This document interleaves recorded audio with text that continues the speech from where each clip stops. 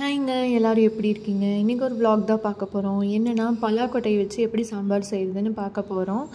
வாங்க வீடியோக்குள்ளே போயிடலாம். அதுக்கு 1 டம்ளர் பருப்பு எடுத்துக்கோங்க, துவரம் பருப்பு. நல்லா கழுவி எடுத்து குக்கரில் போட்டுக்கோங்க. இப்போது இந்த பருப்பு முங்குற அளவுக்கு தண்ணி ஊற்றி எடுத்துக்கலாம்.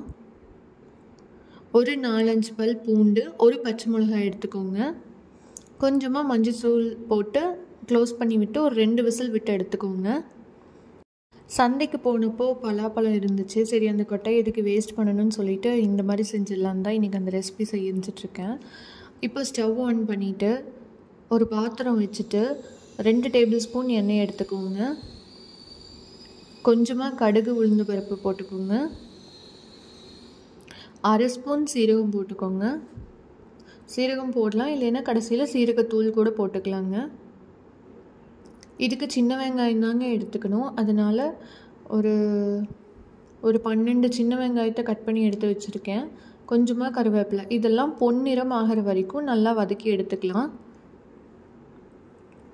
அப்புறம் ஒரு பழுத்த தக்காளி எடுத்து குட்டி குட்டியாக கட் பண்ணி வச்சுருக்கேன். அதையும் சேர்த்துக்கலாம். இதில் இந்த மாதிரி குட்டி குட்டியாக கட் பண்ணி எடுத்துகிட்டா தான் சீக்கிரமாக வெந்துடும். இதை நல்லா வதக்கி விட்டுக்கலாங்க. இப்போ நம்ம வெஜிடபிள்ஸும் கொஞ்சம் ஆட் பண்ண போகிறோம். என்னென்னா கேரட் எடுத்து வச்சுருக்கேன், அதையும் சேர்த்துக்கலாம். அப்புறம் உருளைக்கிழங்கு கத்திரிக்காய் எடுத்து வச்சுருக்கேன், அதையும் சேர்த்துக்கலாம். சாம்பார்னாலே நிறைய காய்கறி போட்டு செஞ்சாதாங்க ரொம்ப டேஸ்ட்டாக இருக்கும். நம்மளும் இன்றைக்கி அந்த மாதிரி தான் செய்ய போகிறோம்.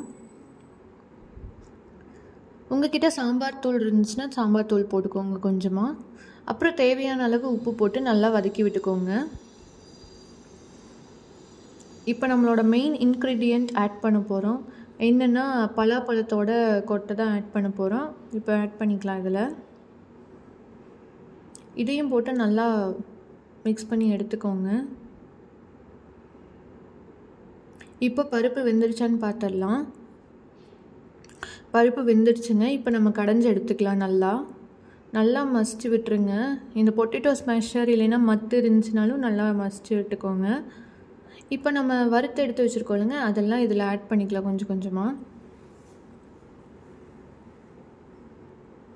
இப்போ இதெல்லாத்தையும் ஆட் பண்ணிவிட்டு ஒரு விசில் விட்டு எடுத்துக்கோங்க. சூப்பராக ரெடி ஆயிரும். இப்போ ஒரு விசில் விட்டு எடுத்துக்கலாம். இப்போ நம்மளுக்கு சூப்பரான பலாக்கொட்டை சாம்பார் ரெடி ஆயிடுச்சுங்க. உங்கள் வீட்லேயும் நீங்களும் ட்ரை பண்ணி பாருங்கள். மறக்காமல் எப்படி இருந்துச்சுன்ட்டு கமெண்ட்டில் சொல்லுங்கள். நெக்ஸ்ட் வீடியோவில் பார்க்கலாங்க. பாய்.